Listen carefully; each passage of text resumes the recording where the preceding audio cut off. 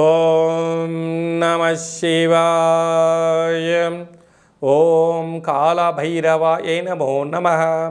హరి ఓం. 2026వ సంవత్సరము మరియు శ్రీ పరాభవనామ సంవత్సరంలో, అంటే పరాభవం అనేటువంటి సంవత్సరంలో ఉండినను భగవంతుడు అనేటువంటి సంరక్షణలో, గొడుగు అనేటువంటి ఆధ్యాత్మిక చింతనగా, సత్ప్రవర్తనగా ఉండడం వలన మధ్యమ సంచార స్థితి ఉంటూ ఐశ్వర్యానికి, ఆనందానికి, కోట్లు సంపాదించడానికి అవకాశాన్ని భగవంతుడు ఇవ్వబోతున్నాడు. ఎందుకు? సత్ప్రవర్తన, ఆధ్యాత్మిక చింతన, స్వీయ నియంత్రణే వీరికి శ్రీరామ రక్షగా.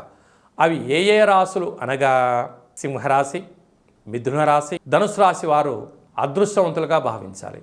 కనుక భక్తి మార్గము, ఆధ్యాత్మిక చింతన, సత్ప్రవర్తన, స్వీయ నియంత్రణ, సర్వ జనాల యందు సర్వభూత దయాపరుడైనటువంటి సంరక్షణ. ఎందుకంటే మనశ్శాంతి, ప్రేమ, వాత్సల్యం, అనురాగము, భూతదయ అంటే పశుపక్షాదుల యందు దయ, తన ఎదురువాడికి ఆకలైనప్పుడు తన తినే ఆహారంలో ఒక ముద్దను పెట్టేయడమే భూతదయ అంటారు. అంటే మన శరీరంలో జఠరాగ్ని ఉంటుంది, తన ఆకలిని పక్కవాడి ఆకలి కూడా ఇలా ఉంటుంది కదా అని చెప్పి ఒక పట్టెడు అన్నం దానం చేస్తామే.